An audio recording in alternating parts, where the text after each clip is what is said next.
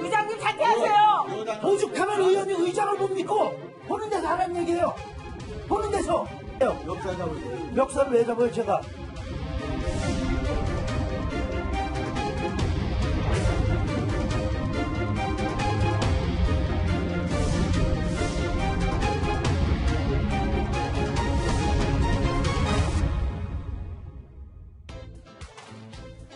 한국당을 제외한 여야 4당이 어제 패스트트랙 합의안을 공식 추인했죠. 하지만 하루 만에 좌초될 위기에 놓였습니다. 자, 사개특위 위원이죠. 바른미래당 오신환 의원이 공수처법에 반대표를 던지겠다고 자신의 소신을 공개적으로 밝혔기 때문입니다. 이 문제로 인해서 오늘 국회가 아주 시끄러웠습니다. 오신환 의원님이 아침에 페이스북에 글을 올린 것으로 알고 있습니다. 설득해 보도록 하겠습니다. 사보임을 안 한다는 전제로 투표를 했다고 저쪽에서 말씀하시던 거 맞나요? 네, 그쪽의 주장입니다. 오늘 언제쯤 오시는 의원님 만나실 건가요? 네, 조만간 만나겠습니다. 연락해서 만나도록 하겠습니다.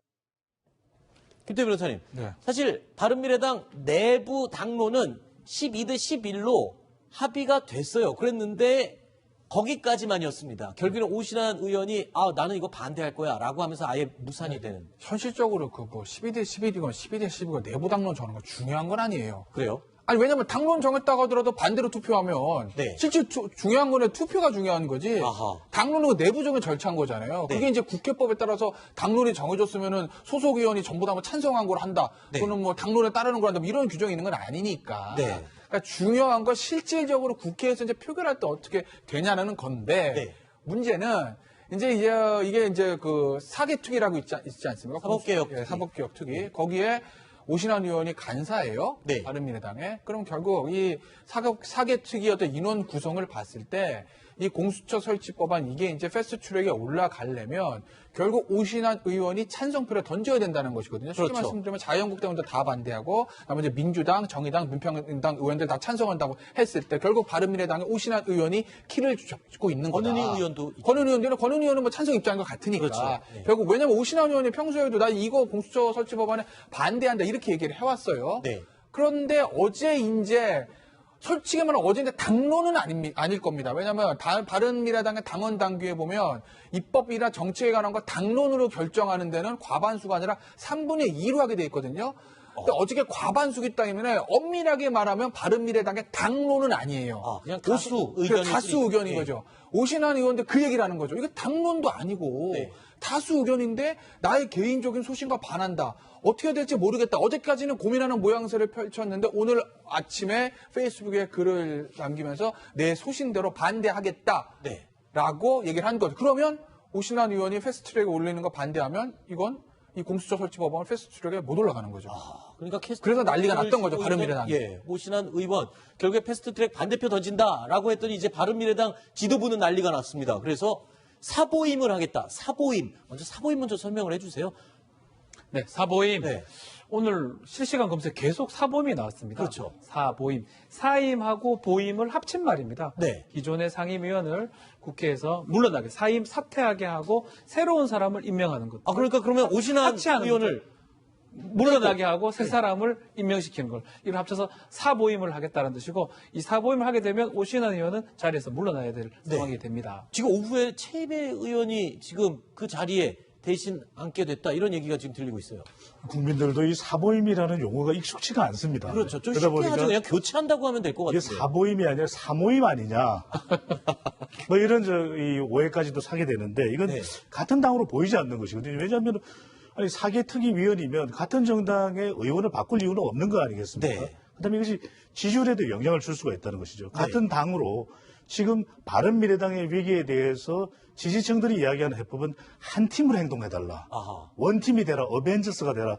이런 이야기를 하고 있는데 이렇게 이제는 이 원내대표가 답을 정해놓는 그런 양상으로 보일 수밖에 없는 것이거든요. 네. 그렇다면 이것은 파편화된 모습, 통합보다는 갈등으로 가게 되면 이 바른미래당 지지층을 보면은 그래도 수도권 20대 이 민심을 얻고 있어요. 근데 네. 이 수도권 또 오신환 의원이 상대적으로 좀 젊은 세대 아니겠습니까? 네. 그러다 보면 수도권과 지역구도 서울이고 20대의 이 민심에 영향을 줄 수도 있겠죠. 네.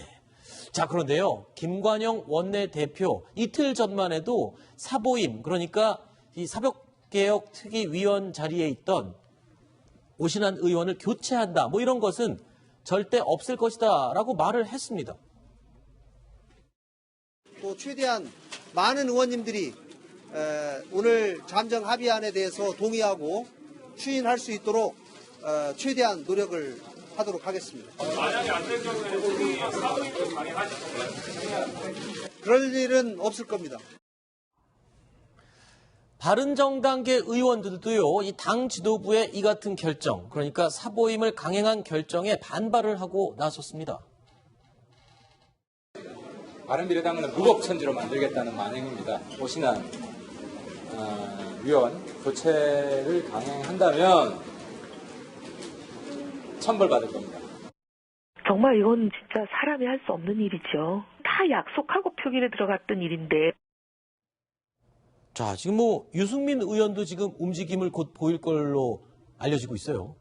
그렇죠. 뭐 유승민 의원 이제 딱 분당 얘기는 안 했는데 어제 네. 이제 벌써 이제 그 과반은 12대 11, 그러니까 3분의 2의 당론이 아니라 다수 의견으로 이제 결정이 되면서 그때부터 유승민 의원이 사실 좀 격한 반응 보이지 않았습니까? 네. 그러니까 같이 있었던 바른정당 의원들하고 이제 진로를 고민을 해보겠다라는 얘기까지 했는데 오늘 저렇게 이제 어찌됐건 간에 사보임 문제를 김관영 원내대표가 강행을 했죠. 함으로써 예. 어떤 의미에서 보면 유승민 의원에게 활동할 수 있는 공간의 폭을 넓혀준 거죠. 선택지가. 대한민국 정치에서 가장 중요한 건 실리보다는 명분입니다. 네. 명분이에요. 그러니까 저 유승민 의원 입장에서 보면 어제 뭐 그거 당론 다수 의견 결정된 거야. 뭐 어쨌든 의원총회 표결을 거쳤다고 하더라도 이건 사실은 김관영 원내대표가 어떻게 보면 국회법에 좀 반하는 행동을 하는 것일 수도 있거든요. 네. 왜냐하면 현행 국회법에 따르면 임시회 회기 중에는 상임위원 교체가 안 되게 돼 있는 걸로 알고 있어요. 그렇기 때문에 그럼에도 불구하고 어쨌든 김관영 의원이 글쎄요 말의 해석이 따라 좀 달라질 수는 있겠지만 옛 바른정당계 의원의 말에 따르면 약속을 하고 그걸 뒤집어서 사보임을 지금 결정한 것이기 때문에 유승민 의원 입장에서는 어떤 정치적 행동을 하든지 간에 본인이 명분을 가지고 움직일 수 있는 공간이 좀 만들어진 측면이 있죠. 네. 자, 이런 가운데요, 이 자유한국당 나경원 원내대표가 김관영 원내대표가 민주당으로 갈 수도 있다라고 밝혀서 논란이 일고 있습니다. 김관영 원내대표 회담에서 이런 이야기를 저한테 한번 하더군요. 바른미래당 끝까지 가겠냐? 제가 묻는 질문에 끝까지 갈 수 없을 수 있다. 이렇게 하고 본인 민주당 갈 수도 있다. 그러나 본인 소신이다. 이렇게 이야기했습니다. 여러분, 이것이 정말 여야 4당의 합의라고 할 수 있을까요? 말도 안 되는 소리고요. 저에 대한 모욕입니다. 바른미래당 간판을 들고 내년 총선에 반드시 나가겠다라고 공개적으로 얘기한 사람이 저 혼자입니다. 예, 그거를 기억해 주십시오. 홍영석 소장, 그러니까 이런 얘기네요. 김관영 원내대표가 바른미래당으로 가기 위해서 이 패스트트랙을 바른미래당이 원하는 쪽으로 옮겨놓고 그리고 그 김에 이제 민주당으로 옮길 그런 속셈이다. 이런 지금 분석을 하고 있는 거고요. 예, 근데 이제 원내대표 간 모임에서 뭐 어떤 대화가 오갔는지는 확실히 모르겠습니다만 나경원 원내대표가 얘기한 김광영 대표가 민주당 갈 수 있다고 말했다라는 것이 전혀 그런 말 안 하는데 지어낸 것은 아니고요. 다만 이제 김광영 원내대표는 그 앞뒤 말을 다 자르고 맥락을 다 무시하고 그 부분만 이렇게 도드라지게 했다라는 것이고요. 지금 이 문제에 있어서요, 사보임 문제에 있어서의 어떤 그 포인트가 되는 핵심이 뭐냐라고 봤을 때 지금 바른정당이 뭐 깨질 거냐 마냐 하는 이런 것은 저는 좀 부차적인 거라고 생각합니다. 네. 이 패스트 트랙으로 인해서 선거법이 바뀌고 나면 이제 보수 성향의 정당이 국회에서 이제 총선에서 과반 의석을 차지할 수 있는 가능성이 거의 엄청나게 줄어들 수 있다라는 이런 문제 때문에 지금 자유한국당에서 지금 저렇게 반발하는 것이고요. 네. 실제 그럴 가능성이 있는 것인가? 그럼 이건 또 어떻게 보면 국민의 어떤 선택권이라든지 이런 부분은 제한하는 것이 아닌가. 네. 그러니까 선거법이라는 것은 늘 지금까지 해왔던 것은 이제 여야 간의 모든 정당들이 합의해서 이렇게 게임의 룰이기 때문에 이렇게 했는데 지금은 완전히 그런 부분이 이제 이루어지지 않고 그렇게 가고 있는 건데요. 네. 그 부분이 좀 이번 어떤 사안의 어떤 핵심이 아닌가 이런 생각이 듭니다. 네. 김관영 원내대표는 자기는 바른미래당 타이틀을 달고서 내년 총선에 나가겠다고 이제 설명을 했죠. 네. 표현을 했는데 그렇다면 나 원내대표의 이런 발언은 어떤 의미를 가질까 중요한데 네. 김관영 원내대표의 소신대 오신환 의원의 소신이 충돌하는 거죠. 네. 그렇죠. 바로 여기에서 바른미래당이 중도 보수 성격이 있거든요. 그런데 네. 이렇게 흔들리게 되면 이런 발언을 통해서 보수를 추가로 유입을 할 수가 있는 겁니다. 네. 자유한국당. 또 하나는 장외투쟁의 명분을 확보하는 것이죠. 봐라. 민주당으로 간다라고 이야기했으니까 우리는 얼마든지 이 명분을 가지고서 장외투쟁을 할 수 있다. 네. 이것을 축적하는 것이죠. 자, 일단 오신환 의원의 이 사보임 논란에 자유한국당은 문희상 국회의장에게 모두 몰려가서 거칠게 항의하는 소동까지 벌어졌습니다.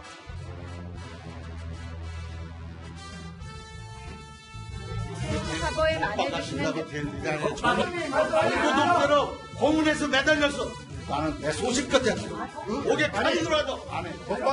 아니 당연히 야당이면 의장님 사퇴하세요. 의원직 사퇴부터 하세요 그럼. 의원직 사퇴를 왜 합니까? 제가 뭘 잘못했다고? 있는 자리에서 피딩만 시키면 되는 거예요. 내가 할 일을 왜 당신이 하고 내가 한단 말에 좀 맞으라고. 오죽하면 의원이 의장을 못 믿고 보는 데서 하는 얘기예요. 보는 데서 역사를 왜 잡아요 제가. 한 달일까요 제가. 보는 앞에서 하세요.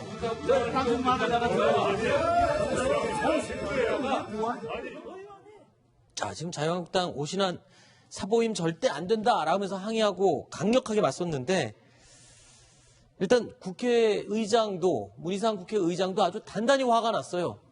예, 김관영 원내대표가 이제 사보임을 이제 결정을 하면 네. 그것을 이제 그 사보임을 해달라고 국회의장에게 요청을 해야 되고요. 그러니까 사보임 결정을 국회의장이 하게 돼 있고요. 예, 그렇습니다. 그 최종적인 것은 네. 국회의장이 하는데 이제 문희상 의장이나 김관영 원내대표 쪽에서 얘기는 뭐냐면 지금까지 사보임 요청이 들어왔을 때 그것을 거부한 적이 없었다. 그래서 네. 이 관례에 의해서 이제 이런 것은 처리가 될 거다라고 얘기를 하는 것이고 반면에 이제 자유한국당 쪽에서는 의회 임시회 중에서 사보임을 이렇게 요청하는 경우는 그 사보임 당사자 그 의원이 어떤 원하지 않는 한 이것은 국회법상 불법이다. 이렇게 해서 양쪽에서 지금 맞서고 있는 겁니다. 네. 김재현 변호사님. 근데 지금 오후에 문희상 국회의장이 이 자유한국당 의원들이 저렇게 몰려오는 바람에 쇼크가 와서 저혈당 쇼크가 와서 지금 병원에 실려갔다. 이런 얘기도 들리던데. 그런 얘기가 지금 왔어요. 아까 네. 보면은 굉장히 목소리가 좀 격화되고 사실은 자유한국당 이은지 의원이나 김명현 의원하고도 완전히 거의 몸싸움 직전까지 가는 고성도로 가지 않습니까? 네. 그래서 일단 저혈당 쇼 지금 보시는 게 이제 의무실 쪽으로 가는 것 같아요. 네. 그래서 의무실로 응급처치를 받고 그다음에 이제 병원으로 좀 이동을 했다고 하죠. 자, 이렇게 한국당과 국회의장의 실랑이가 벌어지면서 아수라장이 된 이 국회. 그런데요, 이 과정에서 돌연 문희상 의장이 이미자 자유한국당 의원을 성추행했다라는 또 주장이 제기돼서 시끄러웠습니다. 문희상 의장은 임이자 의원의 복부 부분을 두 손으로 접촉하였으며 임이자 의원이 이러시면 성희롱입니다 며 강력히 항의했습니다. 그러자 이렇게 하면 되겠냐 며 다시 두 손으로 임이자 의원의 얼굴을 두 차례나 감싸고 어루만졌습니다. 어떻게 이 모습이 저혈당 쇼크를 받고 겁박을 받은 의장의 행동이라고 할 수 있겠습니까? 오히려 정서적 쇼크를 받은 것은 임이자 의원입니다. 임이자 의원은 지금 현재 심각한 정서적인 쇼크로 지금 국회에 있을 수가 없어서 병원으로 지금 급히 가 있는 상황이고요. 그 수치감과 성적인 모멸감이 어떠했을지. 자, 바로 이 순간입니다. 이 사진이 지금 언론에 포착이 됐는데, 그러니까 첫 번째 복부 부분을 접촉했을 때의 사진은 없고요. 그 이후에 다시 볼을 어루만지는 듯한 모습의 사진인데 지금 이 상황이 어떻게 된 겁니까? 문희상 의장이 지금 이미자 의원의 볼을 감싸지고 있는 이 순간인데요. 그렇죠. 자유한국당 의원들이 지금 패스트트랙에 대해서 사보임이 없어야 된다고 이 국회의장에게 아주 강하게 항의를 하는 장면이거든요. 이미자 의원은 여성이기 때문에 좀 이렇게 가급적이면 가까이 다가서는 것을 막기 위해서 손이 다가선 거죠. 네. 손이 다가서서 접촉이 됐고 배 쪽 부분도 이 접촉이 있었던 것으로 판단이 돼요. 근데 저는 이게 네 글자로 말 그대로 난감한 애입니다. 난감한 애. 아니, 많은 사람들이 지켜보고 언론이 보고 있는 데서 이 국회의원을 성추행하겠습니까? 국회의장이. 그것은 말도 안 되는 상황일 거로 생각이 되고요. 그런데 왜 이러느냐? 이건 다분히 여론을 의식했다고 봐요. 그러니까 이 저혈당 쇼크 이야기가 나오는 것이 국회의장으로서 이건 무리한 태도로 비칠 수 있는 것이거든요. 그리고 상당한 압박을 받고 이건 무슨 태도냐? 국회의장에게. 또 한편으로는 자유한국당에는 여성 의원들에게 이렇게까지 국회의장이 무례할 수가 있느냐. 여론을 다분히 의식한 겁니다. 그런데 핵심은 이거죠.